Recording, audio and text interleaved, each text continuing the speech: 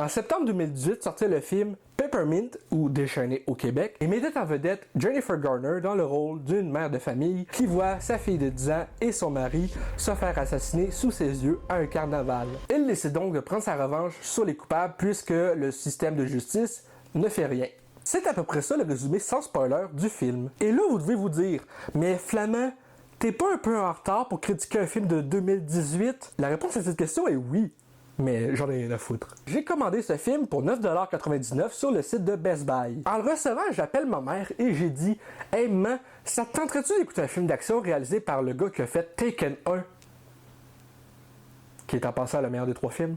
On l'a donc visionné ensemble hier soir, et pour être franc, je comprends vraiment pas le 12% d'avis positifs sur Rotten Tomatoes. Je veux dire, oui, ça apporte absolument rien de nouveau au style film de vengeance, mais c'est très divertissant et très bien réalisé, veux pas. Puis en plus, tu comprends parfaitement la motivation du personnage principal. Tu sais, la femme, là, elle vient de voir son mari et leur petite fille de 10 ans se faire gonner sous ses yeux à un carnaval de Noël. Puis là, il y a une hostie d'avocat véreux qui, une fois qu'elle a réussi à identifier correctement les coupables, la fait passer pour une hostie de folle devant le tribunal.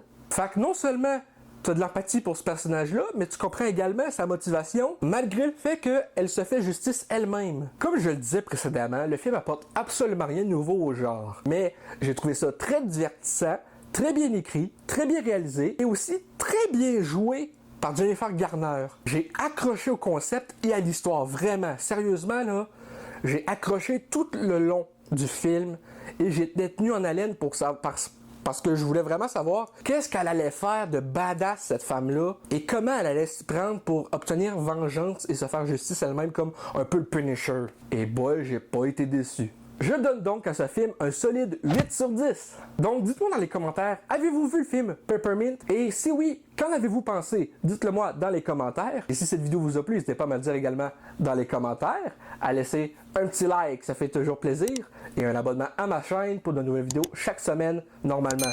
Sur ce, c'était Michael, et je vous dis à très bientôt pour de nouvelles vidéos.